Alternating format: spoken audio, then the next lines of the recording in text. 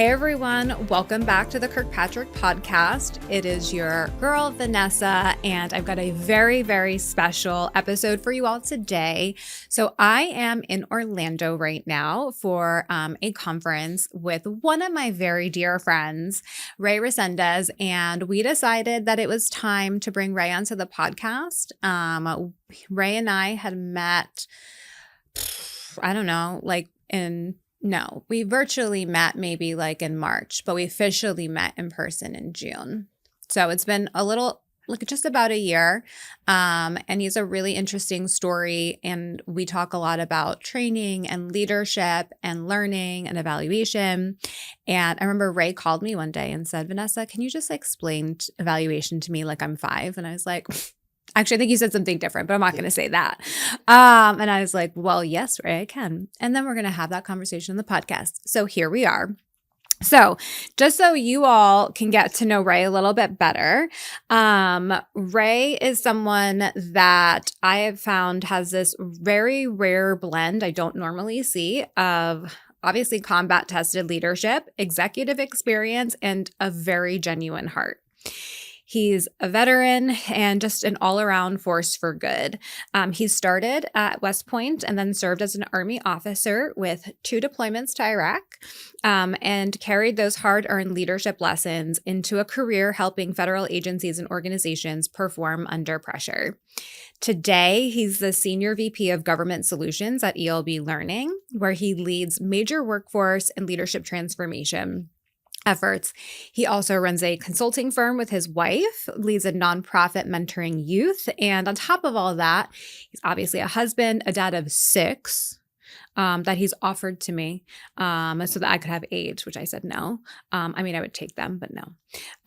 And someone that always shows up with purpose, clarity, and heart. He is my unofficial life coach, Ray Resendez. Welcome to the Kirkpatrick Podcast. Thank you for having me on my first podcast video. So really? Here we are. Yeah. Oh my God, I'm so excited. Now I have pressure. Okay. So how are you feeling this morning after our Pilates workout? Extremely sore. So what you don't know is Vanessa dragged me to a Pilates class this morning. And I thought I was in pretty good shape until about 10 minutes into it. So clarity, wide awake. My body, I'm dead right now. Yeah. But it's probably going to keep me from talking too fast. So that's good. Perfect. That's perfect. And good strategy. You took me on my first golf outing yesterday. I did. Your girl, never golfed a day in her life. First golf lesson out on the tournament. We're just going to figure it out. And that's what we did. But that's just who Ray is. And so it's just giving you a little glimpse of truly who he is as a human. All right. So ready? Okay. So I want you to think back to your Army days. What's one moment where pressure was high and you had to make a fast call? Man, there's a lot of moments on that. I guess the toughest part was when we lost our first soldier. It wasn't exactly my unit, my platoon in particular. We just got back from a long mission and I was ready to go to bed, right? We were out all night and as soon as we were racking out, we heard 3 big booms.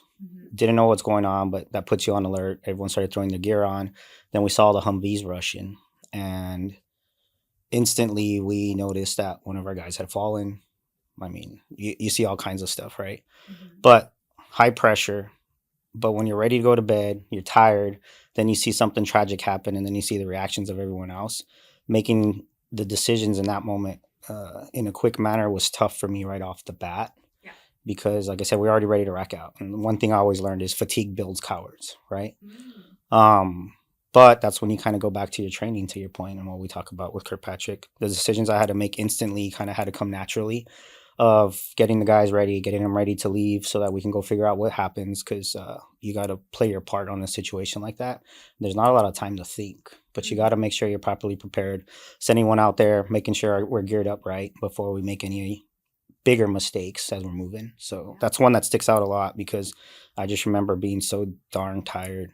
And when all that's going on, you don't even think about that. But if you're not properly trained, and God bless the soldiers that I had, they could move with their eyes closed. Yeah. So you know what I didn't tell you? What's that? Okay. So the Kirkpatrick story. Don Kirkpatrick is a veteran as well. So he was actually there at D-Day. And his story is, everything, went, started happening, and they just all went back to their training, and that's what led them to survival. And he said that he just wanted to be able to give back to those that were able to train him and like help in the field, because that's how he was able to live a long life, have his family and have his kids.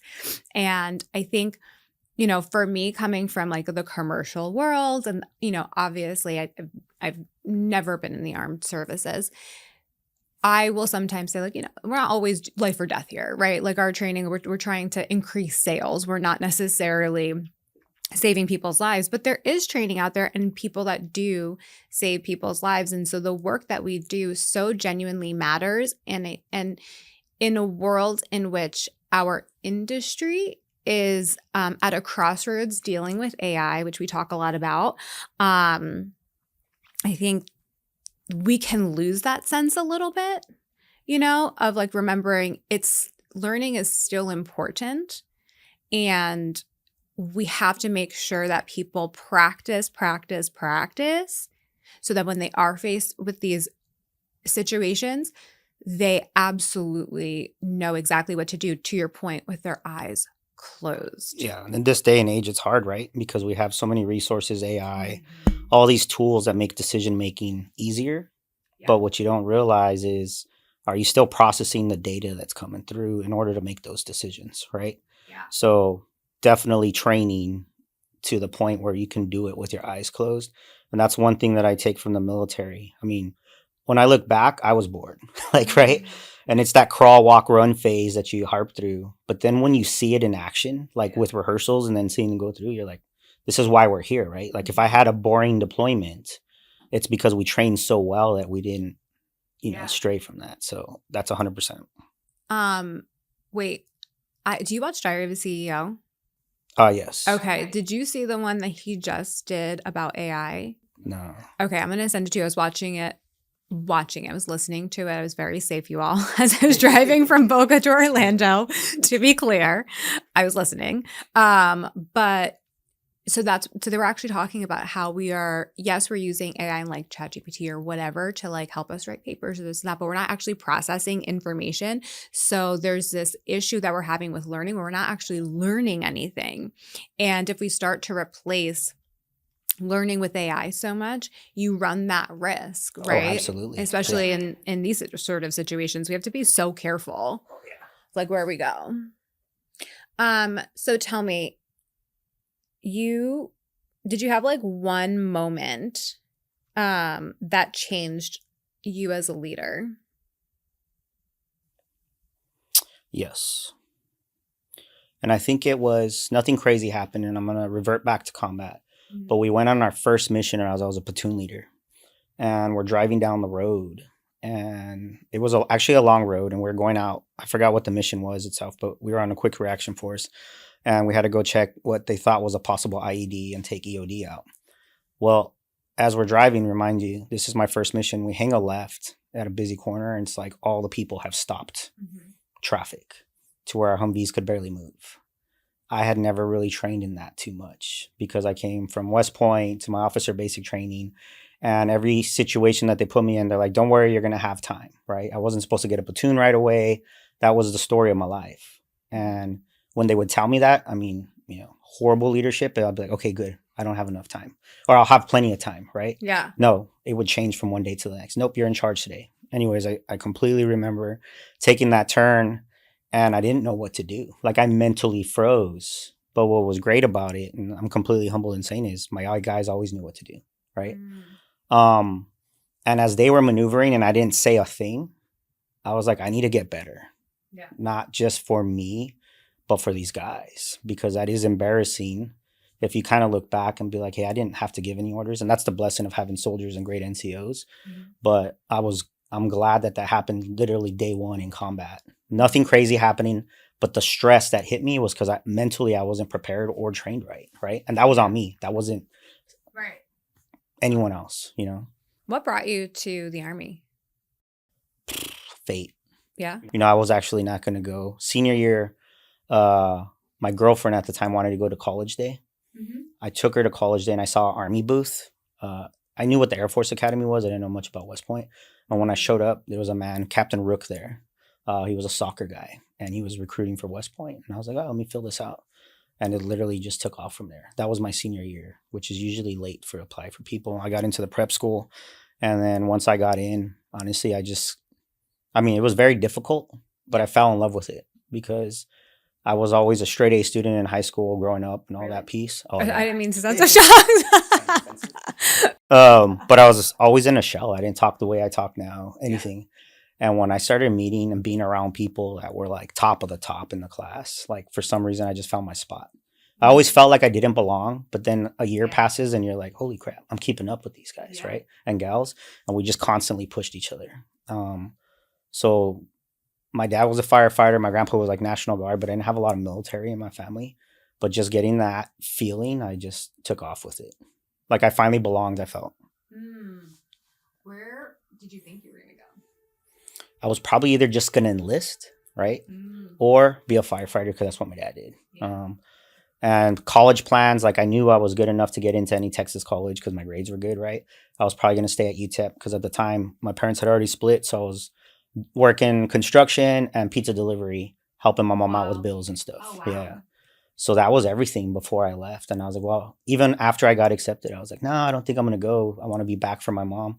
But now fate just really cleaned it up for me. We were stable on the bills and I was like, I guess I better go. Right. And yeah from there it was just the path. Here you are today. Best decision you ever made?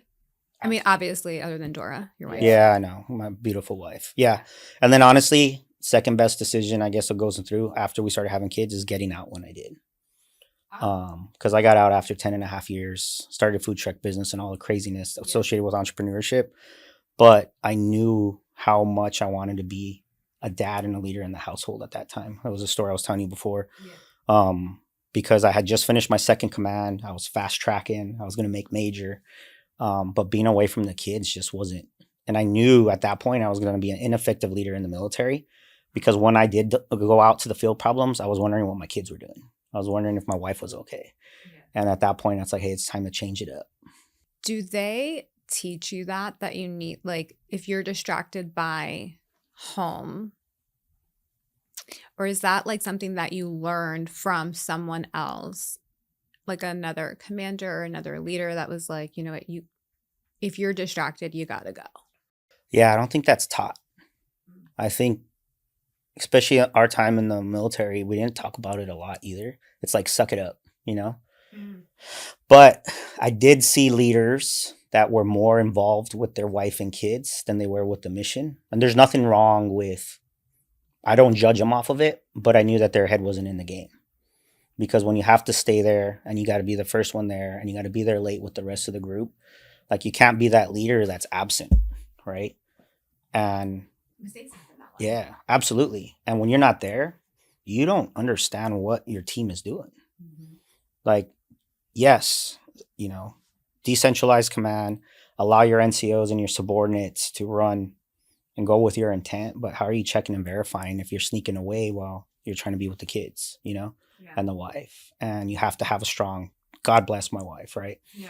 But that strong military wife and the kids that can say, hey, dad's away for the next 12 weeks and you're missing things. And for me, having seen that absentee and whoever I was looking at as leaders, I knew I didn't want to be that guy because it wasn't fair to the soldiers. Right. My instructional design brain is going and I'm like, that needs to be part of the training. We've got to help them. All right. So you were under pressure a lot. You were talking about being out now. You were out after 10 and a half years. What happened after you came out and how has that shaped you today? Oh, it crushed me. Yeah. So I left August 1st. And at the time, my wife was a realtor making good money. And I had till October 1st to do everything I needed to do to be settled. But I didn't really get out with a plan. And I'll just call it ignorance, which is wild because everyone thinks I'm the most structured plan.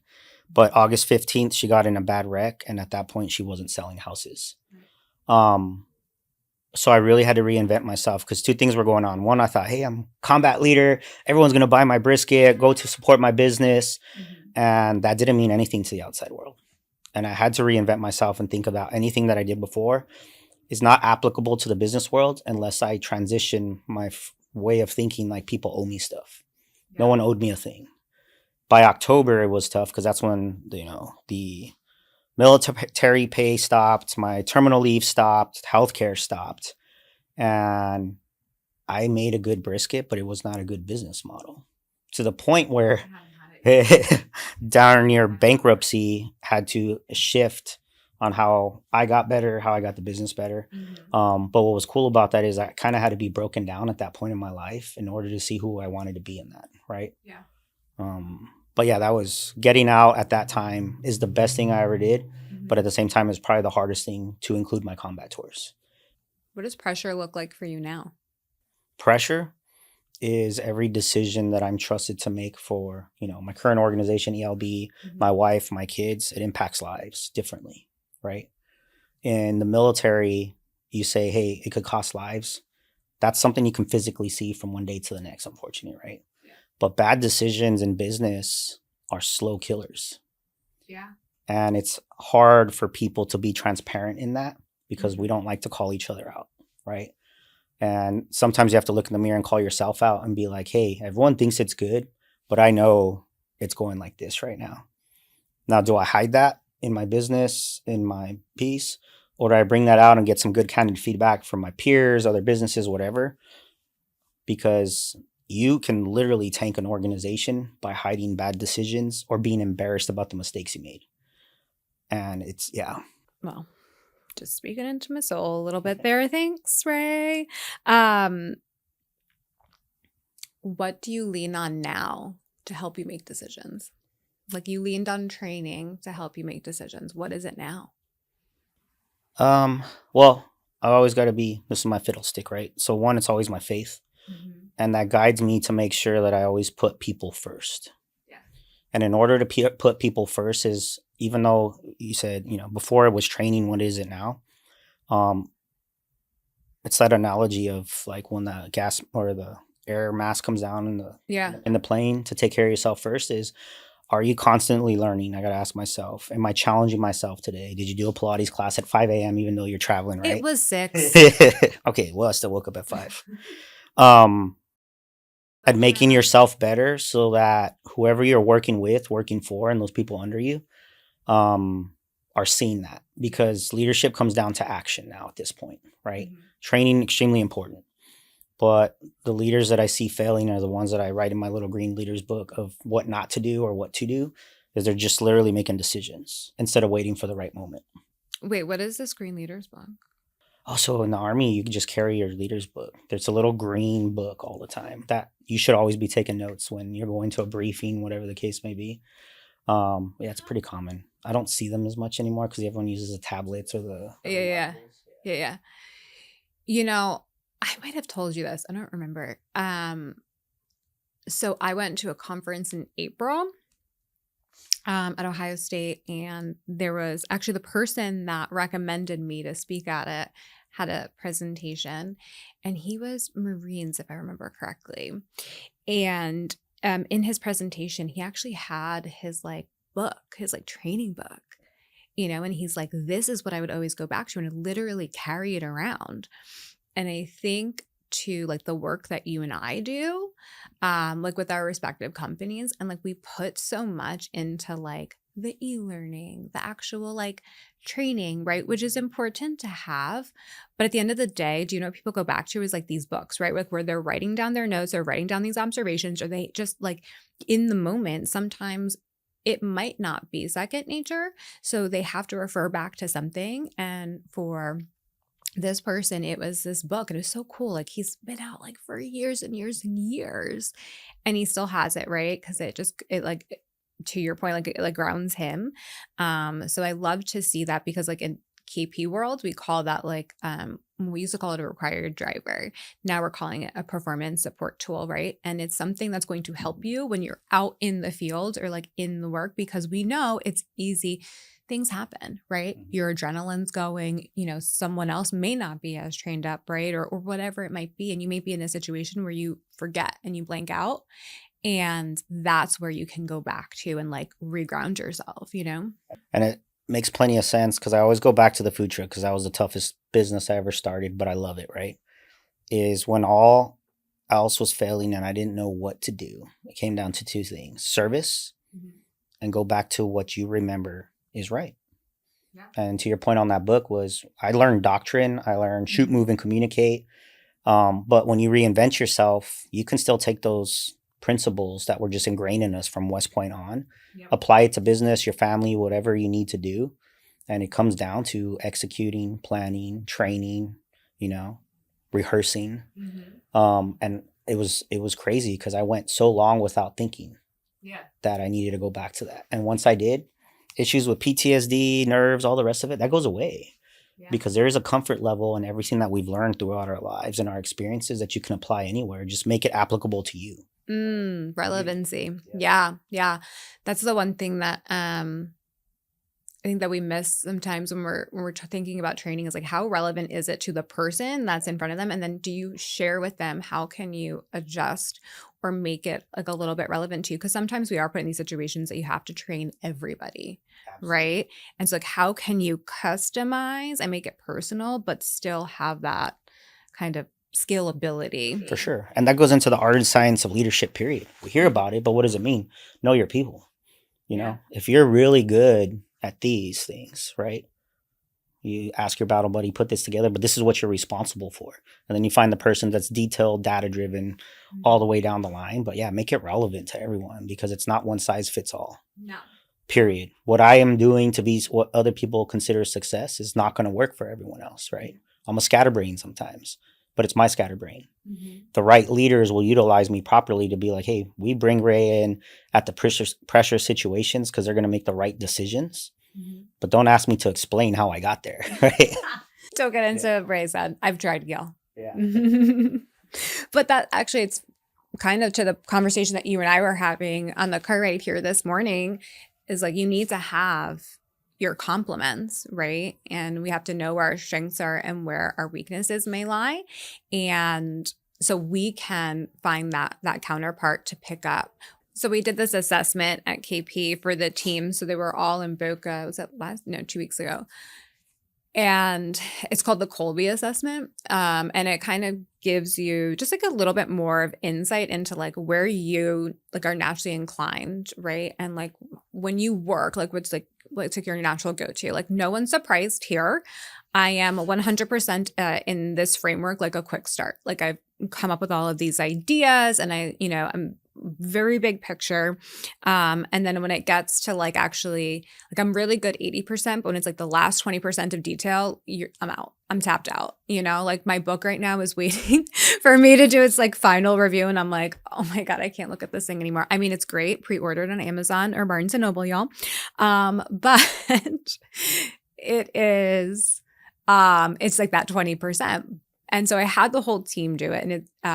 And so it has helped me also identify like where does the team need to be and go and like what's going to cause them stress so I can like support them. And so I think when you can figure that out for others and also know that for yourself, like my life changed once I took this assessment because I had taken it years ago. And so I love having that. Okay. So when we have leaders, they tend to what do they tend to focus on when it comes to high pressure situations that honestly doesn't matter? Emotions. Oh, interesting. When you make decisions off emotions, we like to get in ourselves. I'm still horrible at it. I don't bring it up like I'm some G at it, right? But if you can actually self-assess and see what's happening in the most chaotic and remove yourself. I've heard great podcasts talk about detaching and everything. Yeah. But yeah, the way you feel should not dictate how you make decisions. And we do it instantly. We're human, right? Really good leaders, though, know that I could be mad, but if Vanessa's right and it's going to save the mission, I need to step back and let Vanessa do what she does, and then we'll talk about it after the situation, right? Yeah. But I'm not going to prove you wrong in front of everything because that kills time. It kills morale. It kills you being able to do what you should be doing because that's what I empowered you to do if you're my teammate, my subordinate. I think we always bring emotions into it, and you need to be able to process the data. I would also add to that ego. Oh, absolutely. I mean, ego's the enemy, right? They write books on it. But I think it really stems to that emotional state you're in, because my ego kicks in when I feel like, oh, I'm insecure right now, right? And you're trumping me, but I have to, in order to be a good leader, I have to step back and be like, okay, you trump me, but I should have known better, right? Like that's where I twisted on myself. You trump me because I didn't prepare well. You brought up a good point, because one, hopefully you're better, you prepared. But at the time, if my ego cannot kick in, if I didn't come in prepared to make the decisions I should as a leader. But ego and emotions, I think, are hand in hand. Do you think a lot of organizations make decisions more on emotion or on data? I see emotions everywhere I go. When you bring data, it's very hard to trump it. And then when you see the data, oh, that can't be right. Yeah. Right. And then that goes into ego and emotions again. I have no idea how I'm at where I'm at in the sense of life, because I feel like a person that doesn't belong in the room. Right. We all get that. Yeah, I felt that all the time. And what's funny is, though, is if I base it off of how I prepared, in the military, you call it always know what the enemy is, who they are, right? Well, when you come into a podcast, whatever, study the other person talking to you, study the organization. It's so, I see everyone act off emotions. And if you're going off data and you can remove that emotions, you can get some good candid feedback and be like, this is where I need to improve. Yeah. And remove your ego 100%. Because if you tell me, Ray, that was good, but this was like a 50 out of 100, I got two things that I want to do. Well, how do I get to an 80 and then to 100? And what could I have done better, right? That's where we'll support each other. Yeah. Or I can be that other person that walks away and be like, you're dumb. That was not a 50 out of 100. And then I never get better. And then, oh, by the way, I only do podcasts where people say, hey, this is where you're doing great. And they're stroking your ego. I'm not going to get better. And when you put me in those leadership positions, I've actually failed people because I couldn't take candid feedback to make myself better before getting in that high pressure situation. Yeah. It's like the whole basis of the book, right? Is like, we've got to have data to make decisions. And to your point, like we're going off of gut instinct, and they're wrong, and I think there is a sense of like, especially as like the CEO, like you do need to have a little bit of instinct and gut. And, the team, some of the decisions I made the first 2 years at KP, I like didn't know why I was making them. And I was telling the team when like I unveiled everything to them earlier this year, it's like, it just feels like if I can envision something like a puzzle is actually now forming in front of me. And like each of these things I was having you do, or I was clinging on to, or I was talking about, or I was really trying to understand more about, was a piece of that puzzle. And now that puzzle is actually now a picture in front of me. But I think that there is still data that informed those decisions, right? Like things that I was seeing, things that I was reading, podcasts I was listening to, it's all data. Well, and that's the second and third order effects of preparing yourself through training, right? Training, I think there's a holistic, non-holistic way to approach it. But when you're constantly learning as a person, you're training yourself, you're training your brain. So when you come down to a decision and it seems like instincts, it's because you train so well. As your experience is really helping you make those decisions on a whim that, some people joke, oh, it's the Holy Spirit. Absolutely. Let your faith guide you, whatever you need to do. Yeah. But at the end of the day is if you've just been thinking about this, envisioning it, rehearsing in your head, rehearsing with your people, like your instincts are just that much sharper. And people are like, how do they do that so quickly? No, you properly prepared. Back to when my soldiers could do stuff in their sleep. I wanted to catch up to that and then be at a better level, because you have to constantly be challenging yourself as a leader, because when you have to make the decision, it is going to be a high stress, emotional event. And you have to revert back to your training and what you know is right, your doctrine, whatever the case may be, There is this podcaster I watch, and she was saying, like, kind of similar to you. It's like her dad was an entrepreneur, and it's like, if you as an entrepreneur has ever had like the head in your hand moment, head in your hands moment, then like you're not thinking big enough, right? And it's these moments, and I've had them where you're like, am I gonna pay, like, we're gonna make payroll? You know what I mean? Like, how am I gonna make the next, like the next day, the next thing? And you have to go back to like your training and like your, your faith or whatever it is, but like you got to ground yourself in something to take that next step. But those nights are wild. I do not love them. All right. Well, I want to know a little bit more about kind of your training, your experience, both in the Army and out when it comes to things, like with KP, right? Like I've taught you about the model, all about behavior and results, which is really what is probably some of the most important pieces, and the things the most like the hardest for people to understand how to measure, how to affect, right?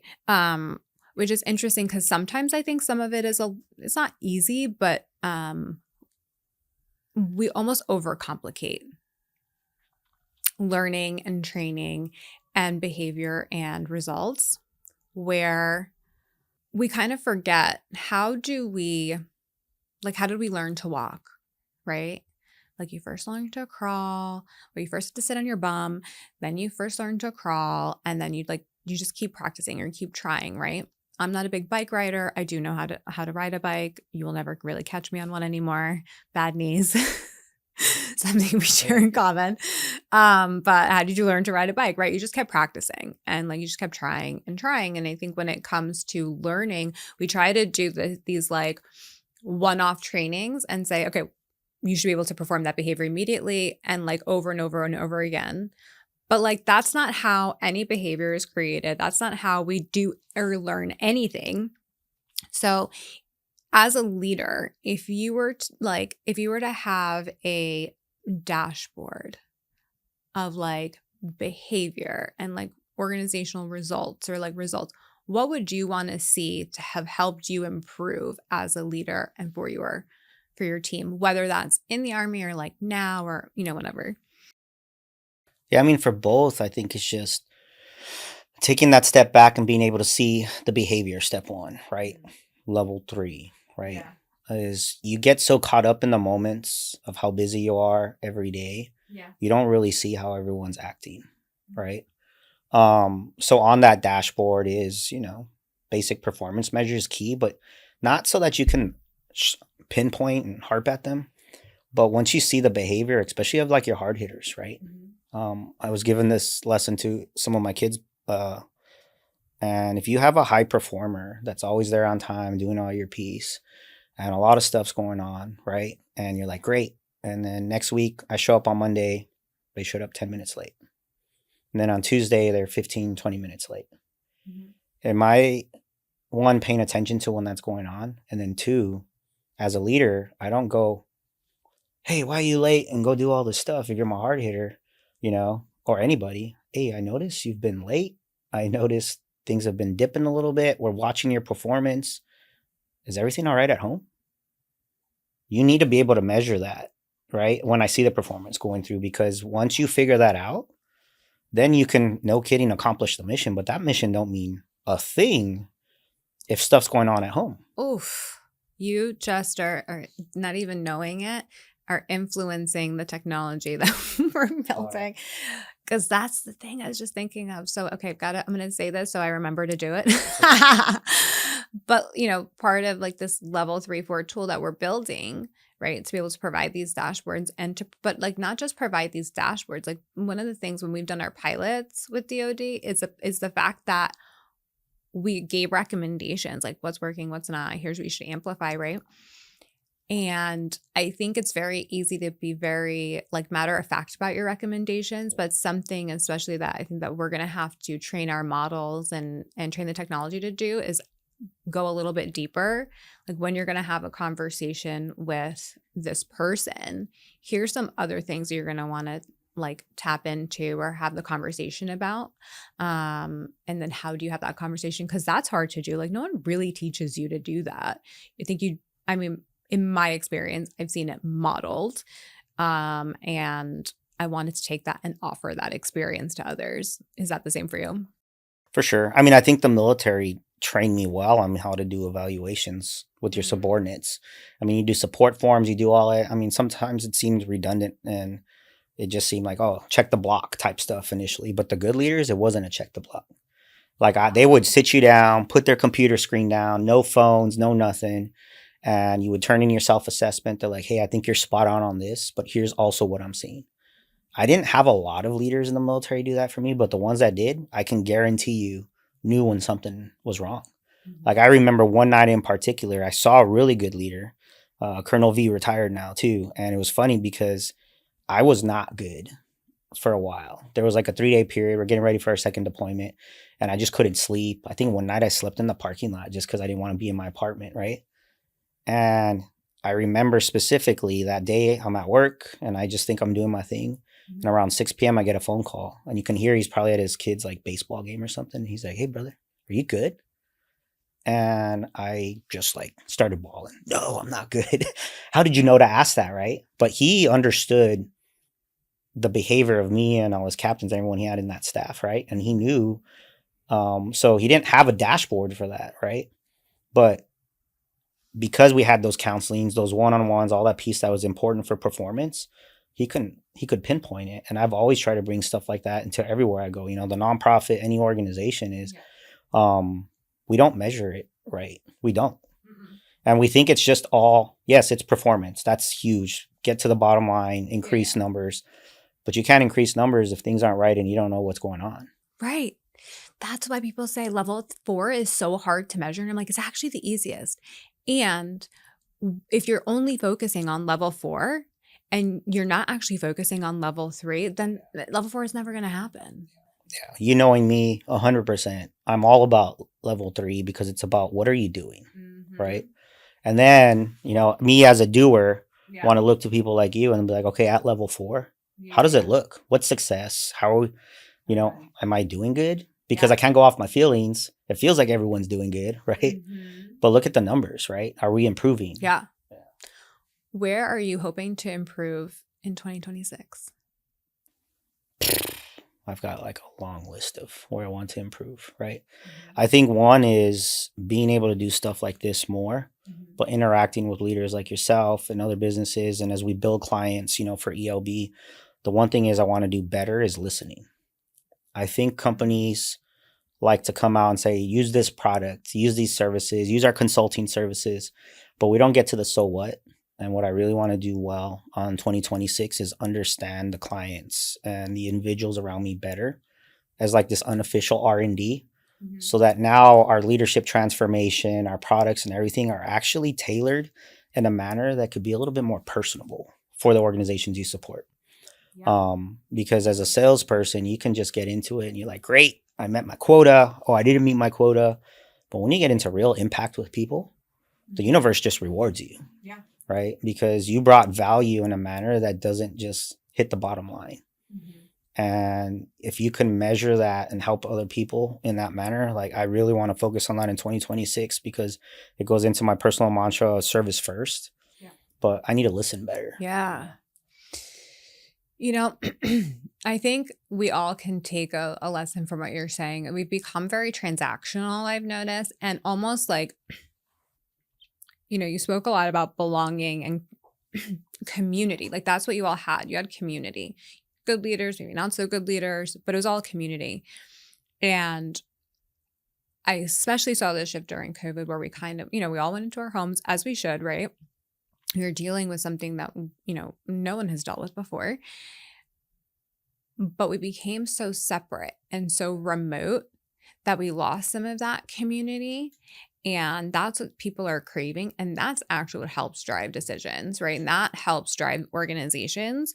So I think too, from your perspective, like on the sales side and things like that, like as a customer, you know, I don't want to be sold to something that everyone else can just get, right? I'm a special snowflake. I want to feel like it's a little bit custom to me. You know, I want to know that you're going to be in my corner. Like if there's a situation, I'm going to call you Ray up and be like, Ray, what am I going to do about this? And you're going to listen to me and we're going to figure out a solution. And I don't feel like I'm being sold just something out of the box that isn't going to actually scratch my edge. Like we're actually getting to the root cause of the problem. Oh, for sure. And honestly, the one thing that'll never come out of my mouth, more so now and when we talk 2026, is that's not my job. Because to your point, we did get separated in COVID. We got all these things going on. I'm at where I'm at today because I said, I got it. Right. And I've had an amazing team around me. And we're locking that across all the fours, right? You can't get to level 3, level 4, nothing until somebody steps up. So the one thing I always say, even with the clients and the rest of it, is like, hey, let's step up together. But then most importantly, let's just move. Well, I got to wait for, no, like I'm sitting here today because I didn't wait. It's high anxiety. You're always worried about making mistakes. You're probably going to make 100 in one day. But you've moved, even if you moved a couple of inches, you moved further than anyone else that was just waiting. Yeah. And those are the people sitting back, be like, well, how are they doing this? How are they impacting change? You know, just build the personalities, you know. It's actually a concept we talk about in the book is like this fear of failure. Like no one wants to move. No one wants to evaluate because they don't want to know that their thing failed, even though everyone knows that your thing failed, to be clear. You know, it's not actually hidden. But also, I think just being faced with it, we're also not given...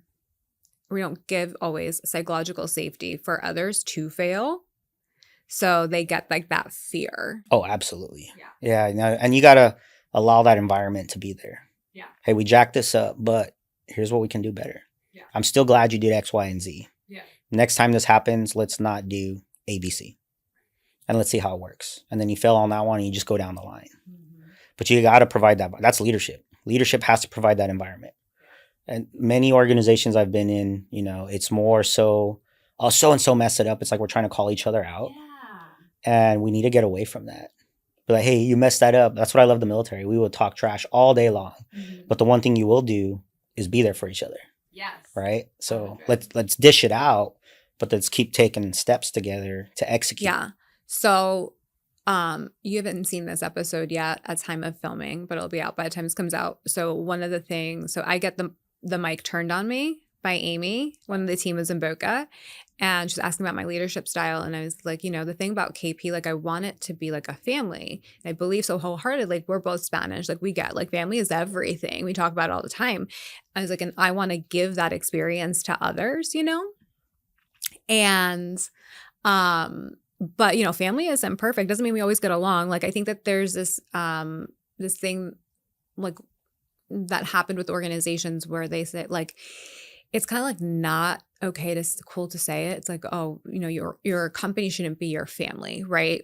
It's not one big happy family.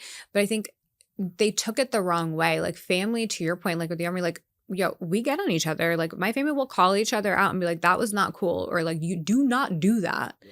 You know, this is where you can improve, but they're also, to your point, always there for you, right? And you need both sides. You need to be able to say, this did not work well. And I'm saying this not to get down on you, rag on you. And I'm, you know, not trying to say it so that you you feel bad about yourself, or I'm trying to put myself above you. I'm saying this because it's actually in your best interest, even though you might not want to hear it. And at the end of the day, you can palette it a lot better if you just start using simple terms like, what are we going to do? Simple terms. Yeah. What are we going to do? Nothing gets under my nerves more. What are you going to do? If it's a team effort, that start with the we and then be like, hey, individually, here's what I think we need to do to come together collectively. But yeah, no, I agree. Like my family is my wife and my kids. But where do we spend most of our time, you know, with everybody else? So we don't have to like each other. We're completely different walks of life. We can be complete opposites, but that's when we're going to be successful, because I don't need a bunch of rays or my business will fail. Period. Okay. I've got a surprise for you. But first, before we get to it, what is one thing you want people to take away from our conversation today? Level 3 and level 4. How I perceive that is, don't be scared to act, right? Make sure that we're making moves in your individual lives, your business, whatever the case may be. If you're waiting on something, I promise you that's what's causing you the stress. Yeah. I say that a lot because that's where my darkest moments of just where I feel like I'm failing, it's because I put stuff off, right? And then once you start making actions, have somebody in your circle, your company, whatever the case may be, help you evaluate if what you're doing is right, you know? In my real life, it's my wife. She's a great litmus test for everything that I do. We're complete opposites. And I can tell when I'm going down the wrong path with whatever family decision and vice versa. Then my second litmus test is my kids.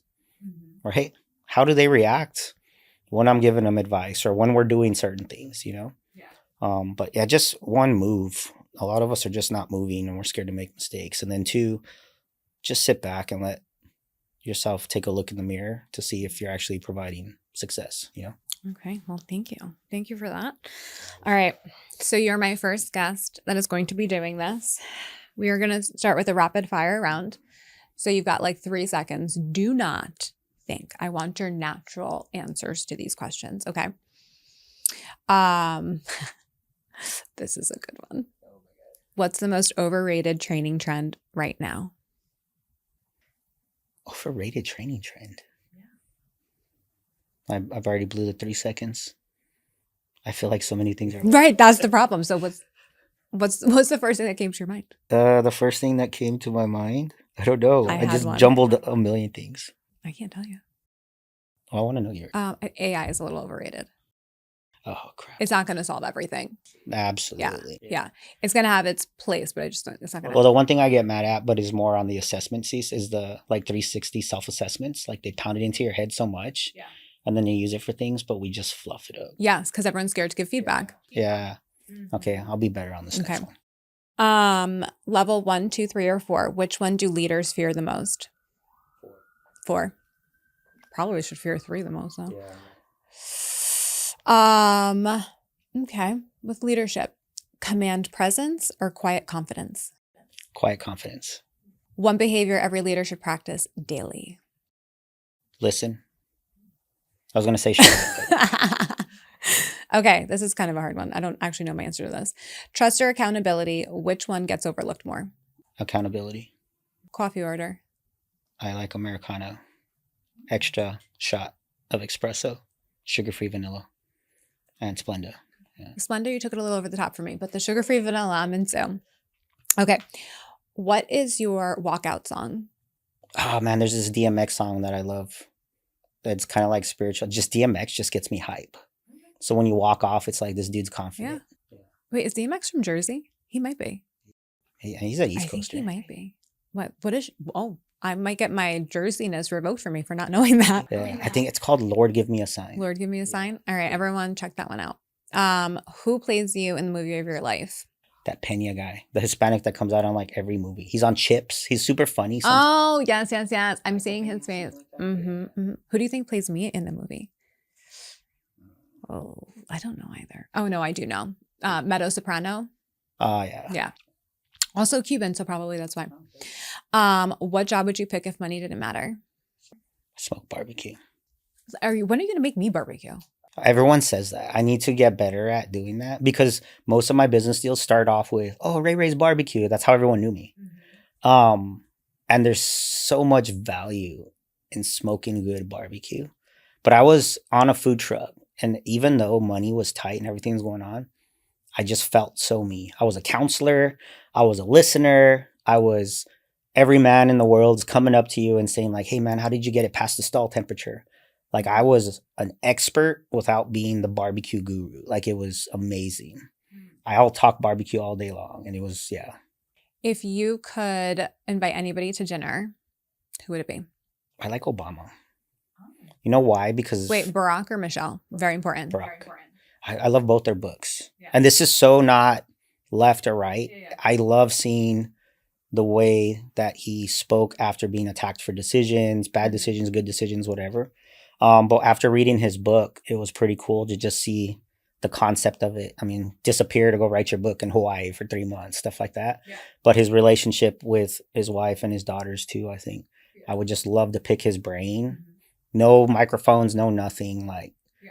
Because I think, and that's why I love reading so much.